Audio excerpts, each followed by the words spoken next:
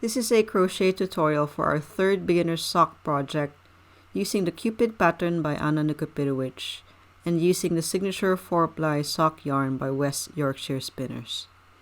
This is part 2 of the 2-part crochet tutorial. I would refer you to the first video, which is included in the description. All the crochet terms used in this tutorial are in UK terms. In the first video, we covered the following: how to make the toe section, the main foot section, a gap for the heel, and the main leg section. For the second video, we are going to cover finishing the leg section, making the cuff, and then to end our socks, we are going to make also the heel.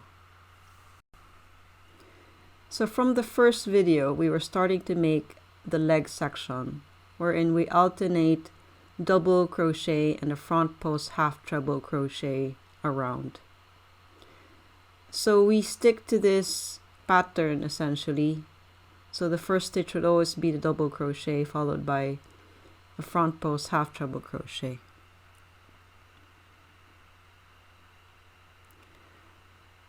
Once we make several rows of this and we reach a measurement of 9.5 centimeters from the heel separation, so here I'm going to measure parallel to the pattern here. We are going to start increasing the leg section.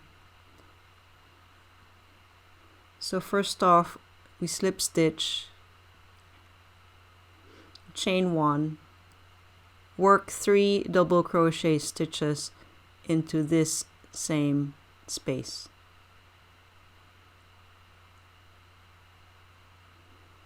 In the next stitch, we do a front post half treble crochet, followed by double crochet in the following stitch, and then another front post half treble crochet. So again, we go back to the alternating pattern of double crochet and front post half treble crochet. So this is the last front post half treble crochet for the same row. And then find the first stitch of the row and then slip stitch. In the next round, again we do a chain 1, work double crochet in the first stitch, and then a front post half treble crochet in the next stitch, followed by a double crochet, followed by a front post half treble crochet. So as you can see, we simply revert back to our main pattern of alternating double crochet and the front post half treble crochet. So these 2 rounds, we alternate an increasing round and a main round. So we end up with 6 rows at the end of the leg section.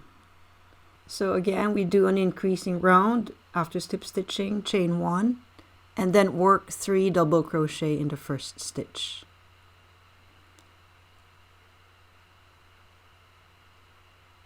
Followed by a front post half treble crochet,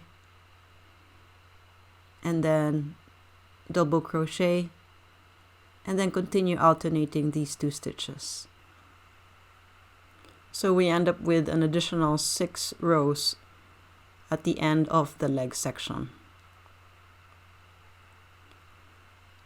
So the next thing we're going to do is we're going to make the cuff. So first off, we need to chain 8 and try to do this as loosely as you can. If you want to, you can use a bigger crochet hook size. And then work double crochet from the second chain from the hook. And you will end up with 7 double crochet stitches on the way back to the leg section of our sock. So after you make your 7 double crochet stitches, we're going to skip the following stitches. The one at the bottom of this section, the next stitch you're going to skip as well, and then you're going to slip stitch in the next stitch. Turn your work around, chain 1, and we are going to work at the back loops only. Work double crochet stitches in every stitch. So this is going to be 7 double crochet only at the back loops. So this is what we're going to do from here on. We're going to be working double crochet stitches at the back loops of the previous round. So after making your 7 double crochet at the back loops, we're going to chain 1, turn your work, and work double crochet at the back loops of every stitch. To make it easier, I don't turn my work yet. I do my chain 1 and I work my first double crochet stitch into the first stitch, and then I turn my work. It's easier for me to identify where the back loop of the first stitch is when I don't turn my work initially. Okay, so for this row, you're going to end up with 7 double crochet at the back loops of the previous round. And then we're going to slip stitch at the base of the leg section. So we're going to skip the stitch at the bottom, the next stitch, and we're going to slip stitch in the following. And then continue on similarly with the pattern. So we cover the entire top section of the leg, and then now we're going to connect the first row and the last row of our cuff. You can chain 1 if you want to. Insert your hook at the first stitch of the first row and the back loop of the first stitch of the last row, and then slip stitch. Again, insert your hook in the next stitch of the first row and at the back loop of the next stitch of the last row, and then slip stitch. So we continue doing this. We end up with 7 slip stitches to connect the first row and the last row of our cuff.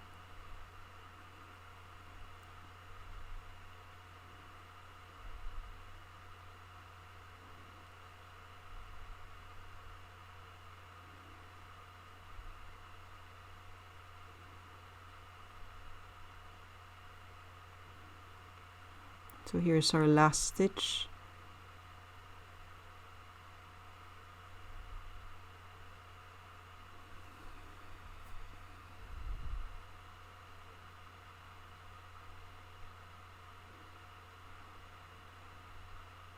So after you make 7 slip stitches,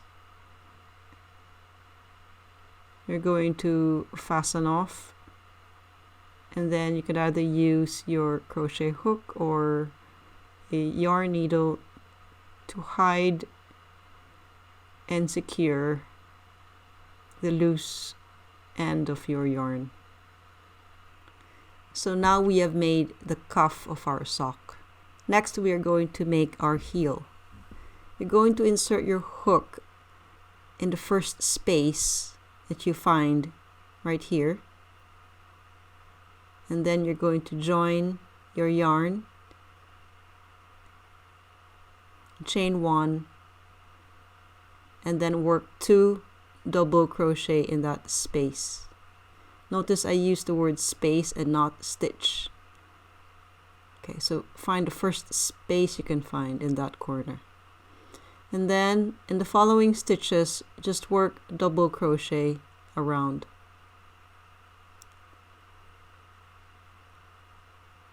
So just 1 double crochet in every stitch until you get to the end of this section. So when you get to the other corner, look for the last space. See, not stitch. You need to look for the last space. So here's the last space. Work 2 double crochet in that space. The reason why I'm saying this is because I don't want a gap when I finish my socks. Now in the last stitch, insert a red stitch marker. In the next space that you find, you're going to turn your sock around a bit and then work 2 double crochet in the next space, and then double crochet around again, so just single stitches around. When you get to the last space, you're going to work 2 double crochet in that last space. So here I find my last space, and then on that last stitch insert a green stitch marker. So we are going to work in the round completing the heel. In the next round we're going to decrease, so it is DC2 together. So insert your hook in the first stitch and then in the second stitch as well, and then finish off the DC2 together. Work double crochet in every stitch around until you encounter 2 stitches before the next stitch marker. So this is the decrease round. When you get to 2 stitches before the stitch marker, you're going to work another DC2 together.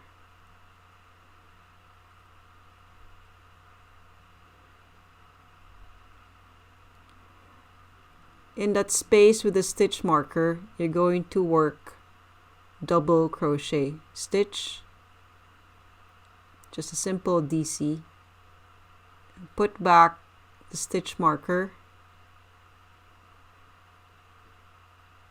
So this is the red stitch marker. In the next 2 stitches, do a DC2 together.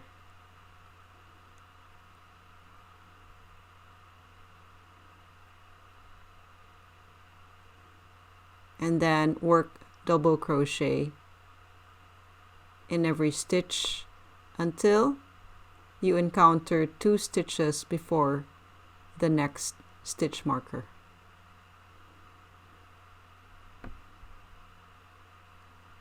So when you get to that part, you're going to work a DC2 together in the final 2 stitches.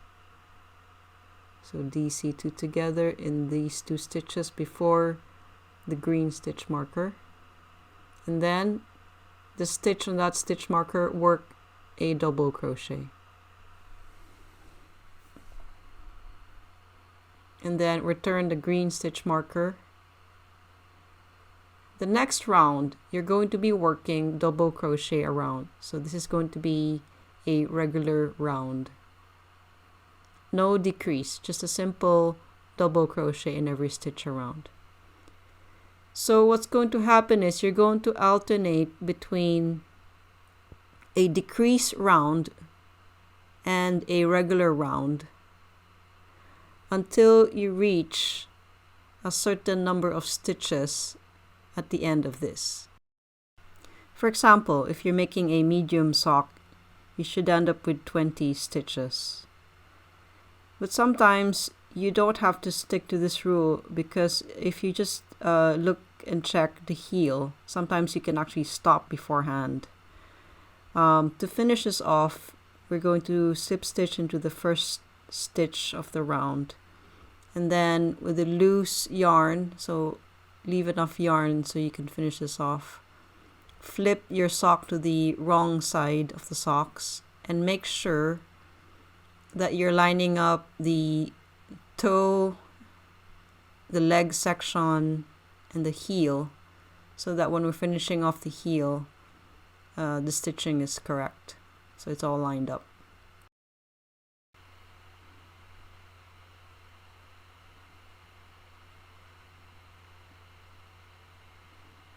So take your time to make sure that everything is lined up.